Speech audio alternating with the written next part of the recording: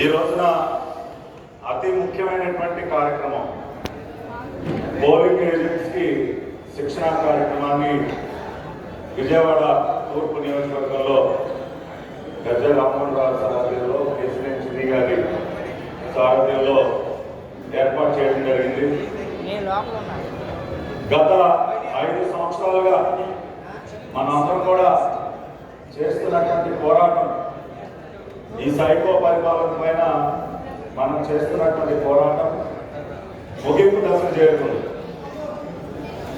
మే 13 రాష్ట్ర చరిత్రని తిరగరాసే రోజు, మళ్ళీ రాష్ట్రాన్ని తిరిగి గాడిలో పెట్టినటువంటి రోజు.